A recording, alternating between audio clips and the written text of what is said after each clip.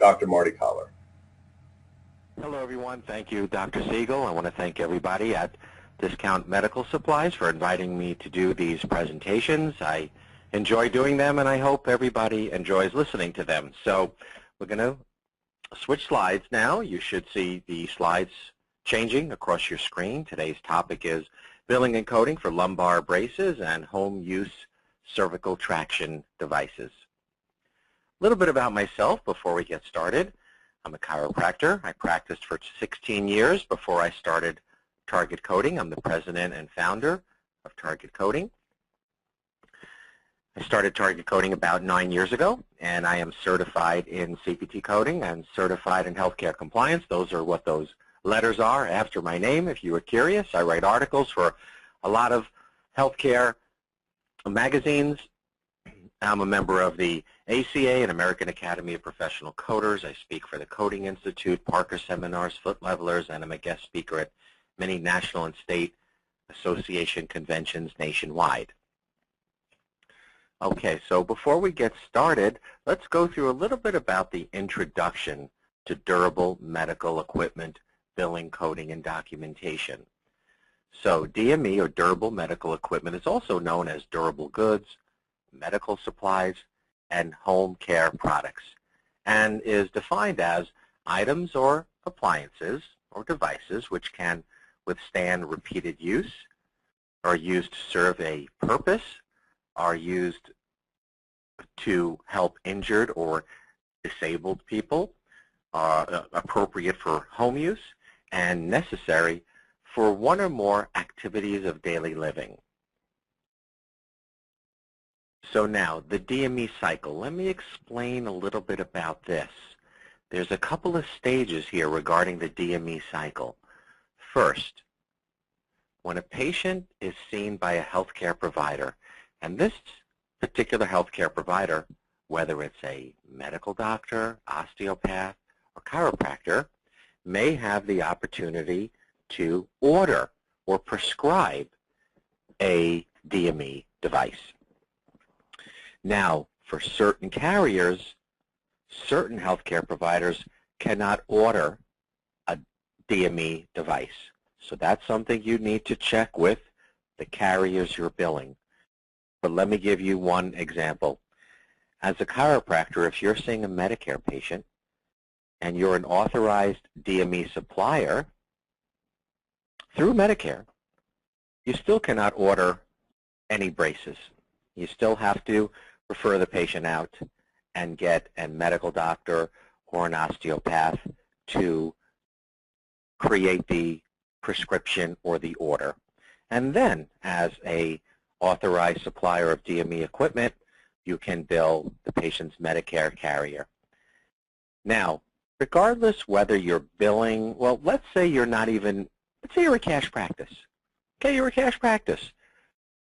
Patient comes in, has Cigna insurance. You're a cash practice. You're out of network.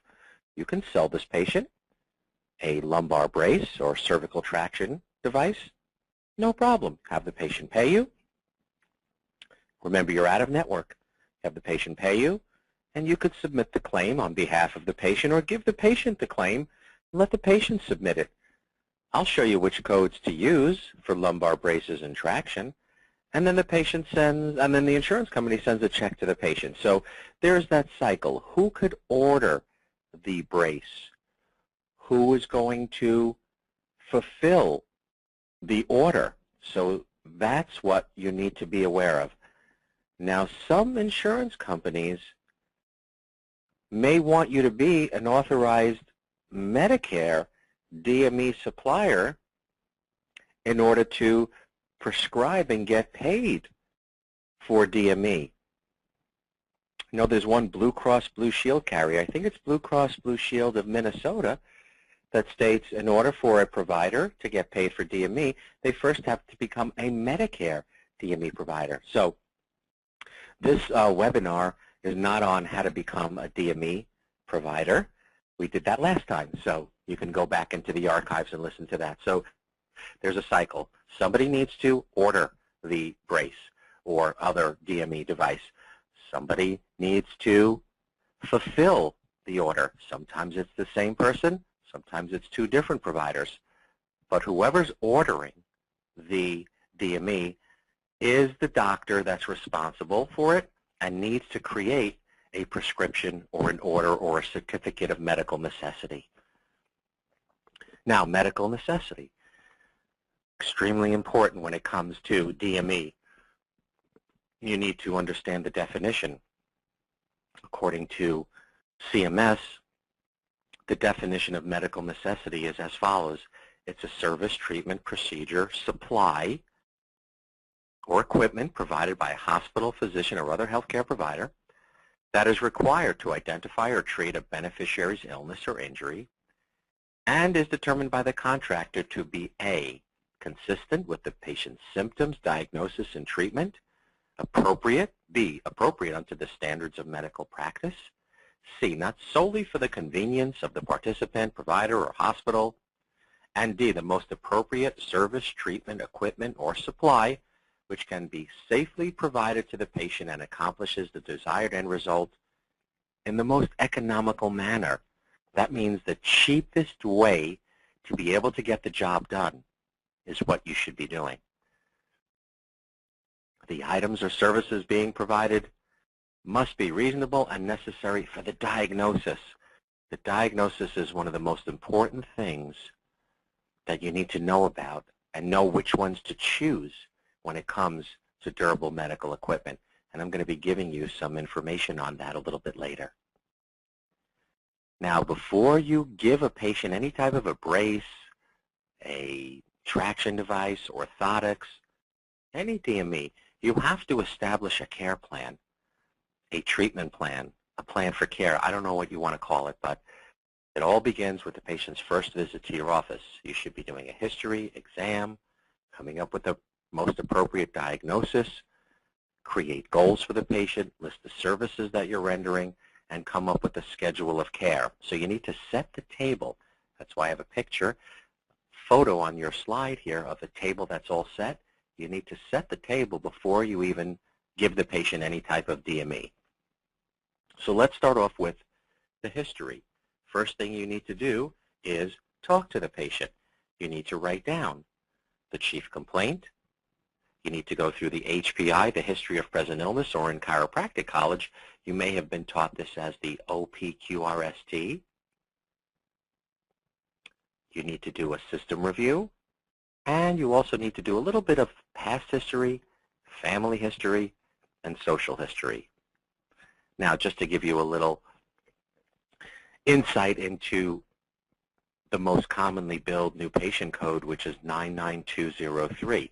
Many of you are probably familiar with that code, 99203. It's the most commonly billed new patient CPT code. So you need to have in your documentation at least one chief complaint, 2 to 9 systems need to be reviewed, 4 HPIs, or again in chiropractic college, the OPQRST, and 1 item from the past history, family history, or social history.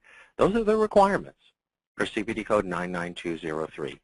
These are according to the E&M guidelines that just about every insurance company uses.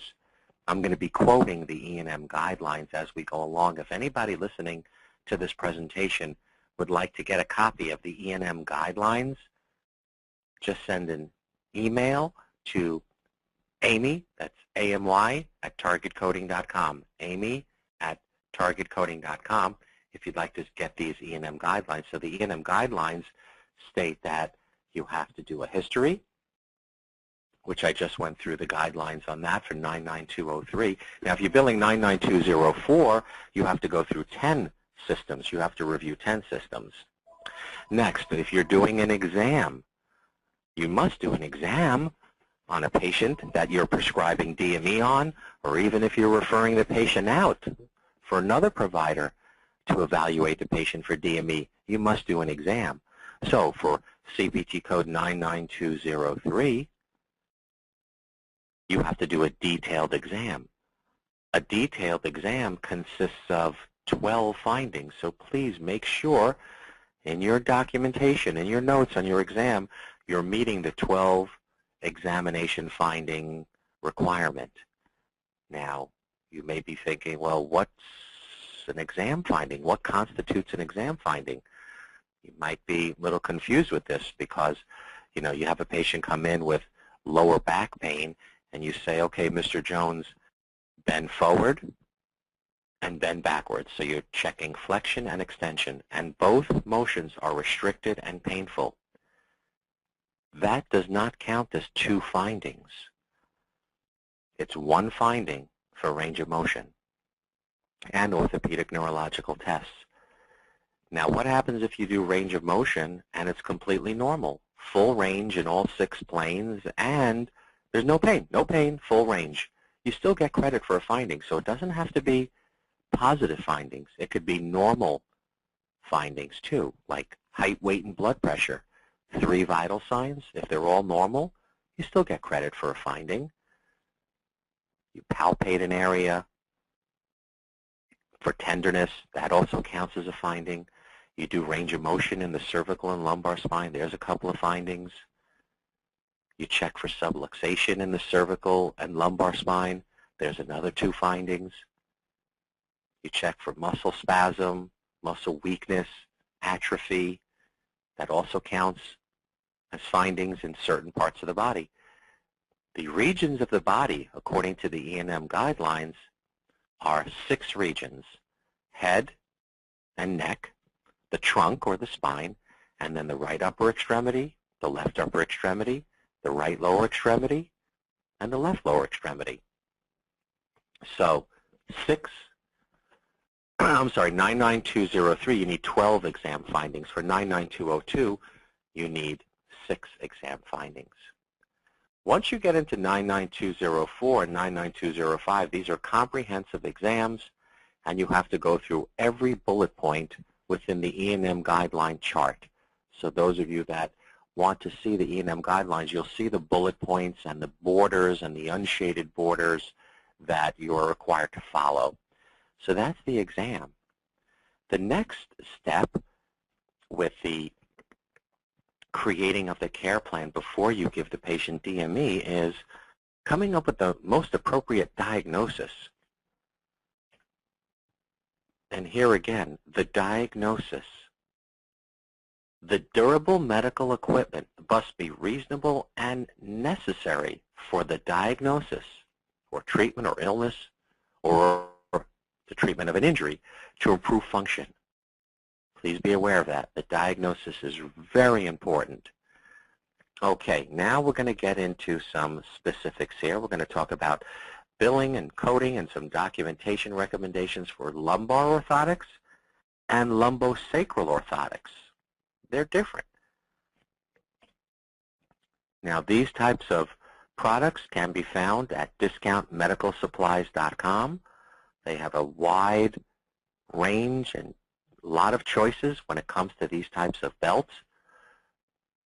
I strongly recommend you go to discountmedicalsupplies.com and take a look at all the different choices when it comes to these types of lumbar braces. So a lumbar orthotic is considered an LO. A lumbo-sacral orthotic is an LSO. And these are considered spinal orthotics.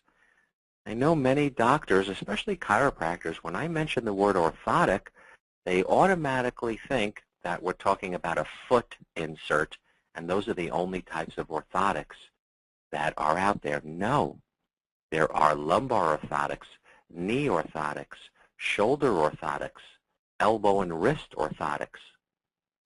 So spinal orthotics, they're typically used to immobilize certain parts of the spine to control gross movement. It's like putting a cast on a broken bone. You want to totally immobilize the area. So we're not talking about broken bones here. We're talking about severe muscle spasm and severe pain, not fractured or broken bones. And lumbar braces are one of the best ways to help reduce pain by restricting motion and help the patient get better faster. So orthotics reduce pain by restricting motion. They must support weakness and restrict motion. They should have an intimate fit. Some orthotics you must wear over your clothes. Others you can wear under your clothing. They have to have rigid panels or semi-rigid panels to be considered a payable product for most carriers. Those Velcro, elastic, stretchy type garments, they do not meet the definition of a spinal orthotic. Therefore, they're not considered payable services. If you go into Walgreens or CVS, you go into the, where they sell the ace bandages and all the different straps, and braces and collars, and you'll see they have these Velcro wide panel braces, lumbar braces, and they cost about $40. One size fits all. Little Velcro strap. That is not a orthotic. That is not considered a payable service with most insurance companies. I don't know any insurance companies that pays for that. So flexible spinal orthotics that are made primarily of non-elastic material that have a rigid posterior panel can be payable. The orthotic is designed to control gross movement of the trunk. It could also restrict motions in lateral flexion, forward flexion, or extension, and also restrict motion in the sagittal plane, axial rotation, and the transverse plane. The more motions that the brace restricts, usually the more complicated the brace is, the more comprehensive the brace is, and in turn, the more insurance companies will pay for that particular DME. If the spinal orthotic does not provide control of motion in one or more planes and does not provide intracavitary pressure, then it's not going to be payable. Your documentation must relate the patient's functional goals to the DME. There has to be a relationship. The orthotic should be part of an overall active treatment plan directed at a specific goal. When you see a patient with severe back pain and you think a spinal or lumbar brace would be effective, would hasten the healing process, that's great. That's how you show that you're trying to reach a goal. You have a specific goal in mind. And that's part of a care plan, creating goals. As I mentioned earlier, you need to do a history, exam, diagnosis. We touched on those. You also need to come up with goals for the patient, write down the clinical rationale for everything you're doing, and come up with the frequency and duration of care. Let me give you a few of the HCPCS codes. HCPCS stands for Healthcare Common Procedure Coding System. The first one here is L0625. These types of lumbar orthotics, this is an LO, not an LSO, an LO, are sold at discountmedicalsupplies.com. And this is a flexible lumbar orthotic. It provides support from L1 to L5. It produces intracavitary pressure to reduce load on the discs. It may include shoulder straps, stays. It's prefabricated. That's L0625.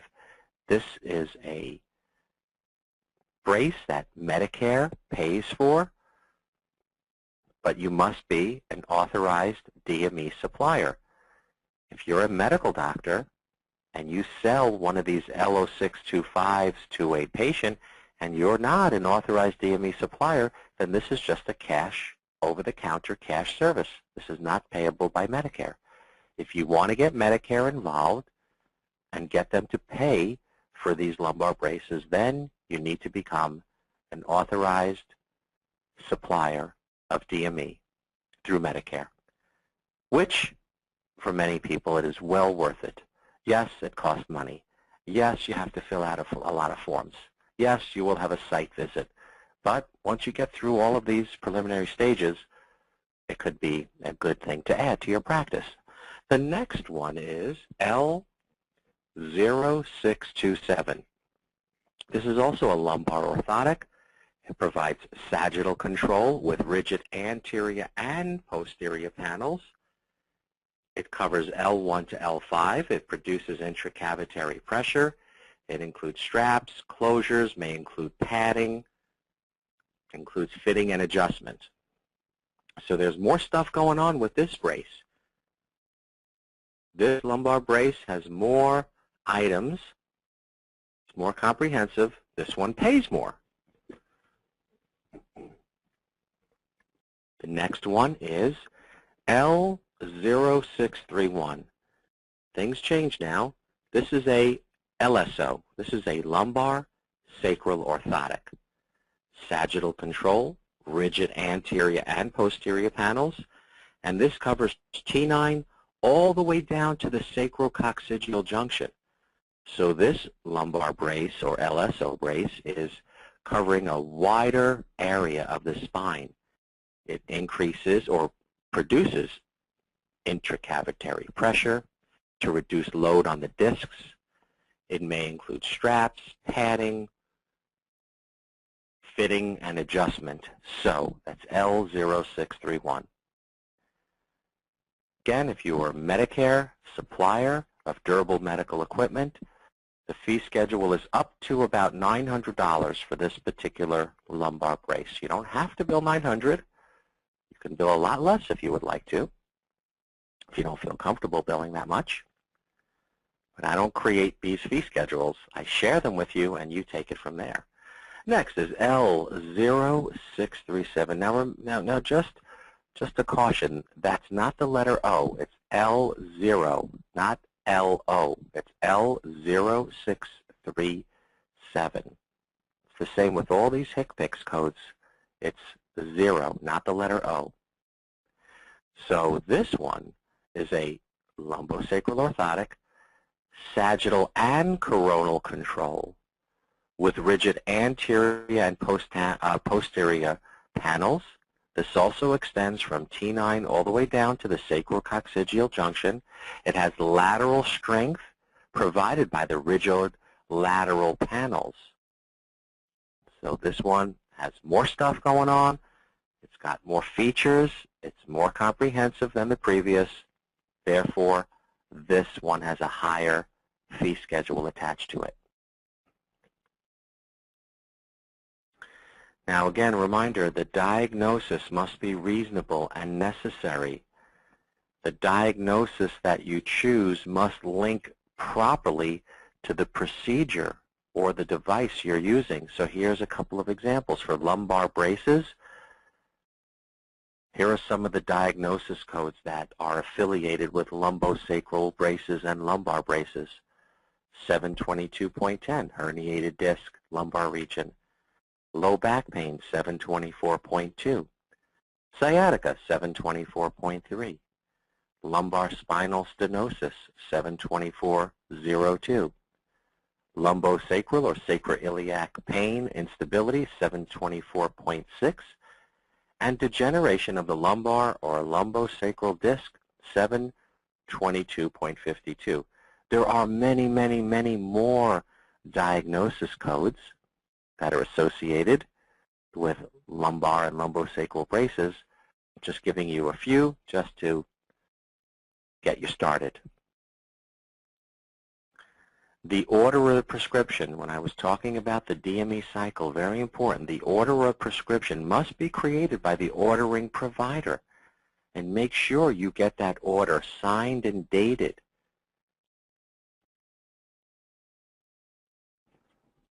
Another thing, as far as your documentation goes, make sure it leads that breadcrumb trail up to ordering the DME. Patient comes in on day one with severe back pain. There's clinical decision-making that has to be made. Patient has severe back pain. Are you going to supply them with a lumbar brace on day one? Maybe, maybe not.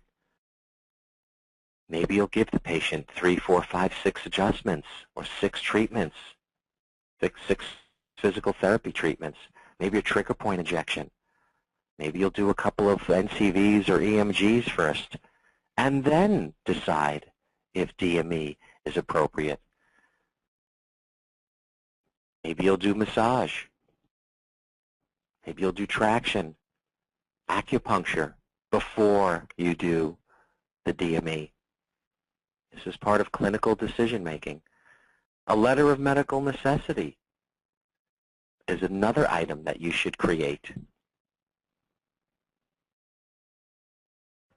A letter of medical necessity helps appeal denials, helps prevent post-payment audits. So when you're billing, now we're not talking about only about Medicare here. We're talking about Aetna, Cigna, United Healthcare, Blue Cross Blue Shield, all the PI carriers, State Farm, Allstate, Geico. Contact them and get their policies on DME. Even if you're out of network, it's a good idea to do it. Some of you are participating providers with American Specialty Health Network or Optum Health. They have policies on DME. You should be aware of them.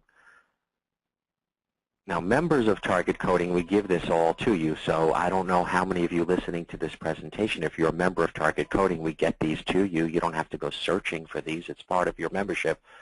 So that's one of the benefits of becoming a member of Target Coding. But here's a quick example of a medical policy on from Cigna.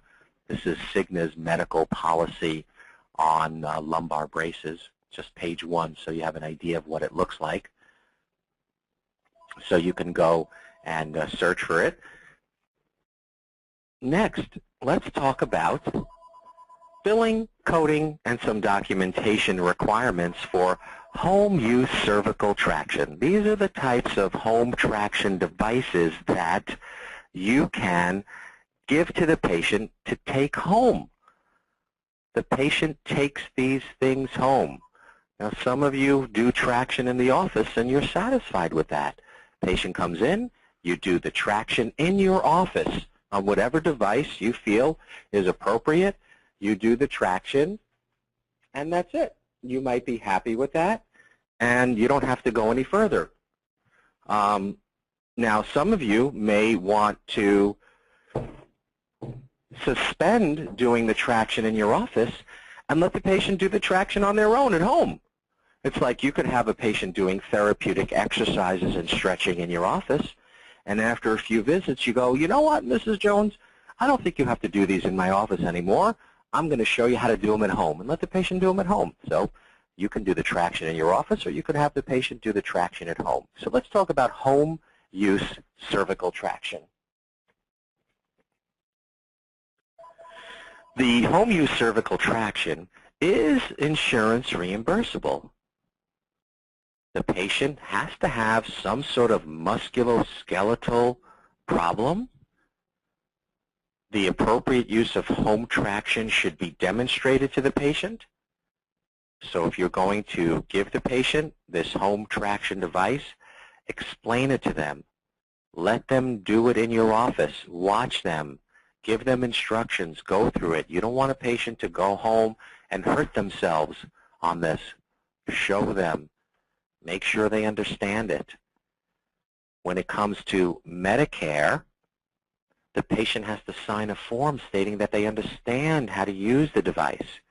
You may want to use that on your regular patients too, not only with your Medicare patients. So you have to demonstrate the use of the device. The patient must have the capacity to learn from your instructions. If the patient is somewhat mentally handicapped and they don't understand how to use the device, you should not give it to them. Pneumatic traction devices are recommended for home use to alleviate pain caused by paravertebral muscle spasm. Patients should try other methods. So before you give the patient a home use traction device, they should have tried other things. Like, here's the example. Physical therapy. The patient is still having a problem. Patient was given medication. Still having a problem. It's not working. Then home use cervical traction is indicated. Now, some insurance companies, they require that the treating provider order the necessity for greater than 20 pounds of traction. Some carriers want the patient to try some other type of cervical traction device before being sent home with one. Maybe the over-the-door traction first before a home use cervical traction device is provided. Home use cervical traction equipment may not be covered unless the following: the patient fails a trial of over-the-door traction. Over-the-door traction units are covered too. Check discountmedicalsupplies.com. The patient has a TMJ disorder, which may become worse with over-the-door traction. Home use cervical traction may not be covered if the patient has some sort of distortion of the neck, so they can't use a chin strap. Patient has a 1-month rental trial period for home use traction. Now, let me share with you some of the most commonly billed HCPCS codes for home use traction. First one is E0849. So that's one choice. That's traction equipment, cervical, freestanding, pneumatic, applying traction to force other than the mandible. And then we have E0860. It's traction equipment over the door. Then we have E0856, which is cervical traction device, cervical collar with inflatable bladder. There's another one you should probably add to your list, and that's E0855. It's another type of cervical traction device. Now, again, a reminder, the home use cervical traction device must be reasonable and necessary for the diagnosis. Again, you must choose the most appropriate diagnosis codes. Here's a few examples for home use cervical traction. 721.0, cervical spondylosis without myelopathy. 722.4, degeneration of a cervical disc. 722.81, post-laminectomy syndrome in the cervical region. 723.1, neck pain. 723.4, brachial neuritis. 728.85, muscle spasm. 847.0, cervical sprain and strain. Again, these are just a few. You must learn which are the most appropriate for your patient and then match that to the insurance company guidelines. Now, when it comes to the ordering of the cervical traction, it must be created by the ordering provider. Make sure this prescription, this certificate of medical necessity, is signed and dated by the ordering healthcare provider. And make sure your documentation can show that breadcrumb trail. You don't just do DME on day one. Got to show why it's necessary, lead up to it. A letter of medical necessity for the cervical traction may be required in order to get the DME authorized. You may have an insurance company that wants to see a letter of medical necessity prior to giving it to the patient. That's actually very good. You may call to verify coverage, and the insurance company says, we don't cover home use cervical traction. Don't hang up. Say, wait a second. You just said you don't cover home use cervical traction.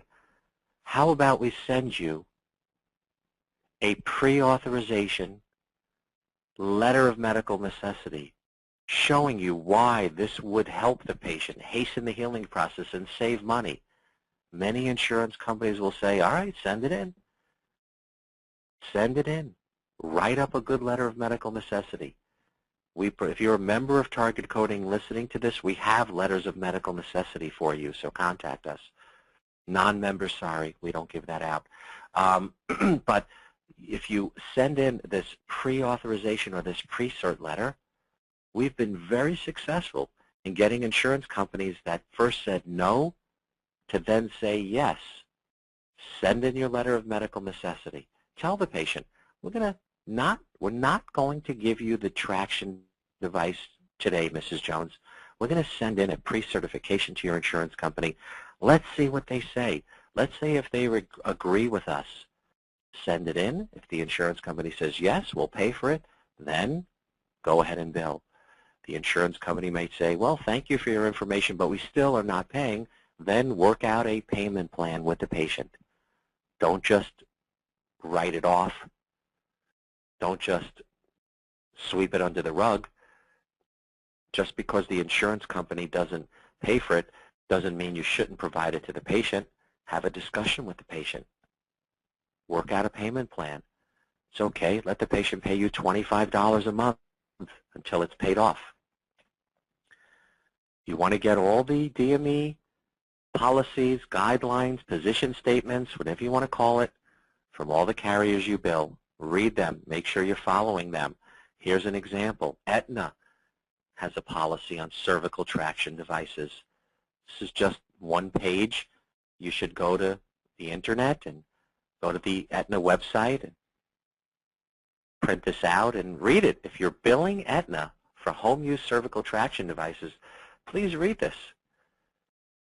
It says Aetna considers pneumatic cervical traction for home use necessary. But then there are certain things that you need to do.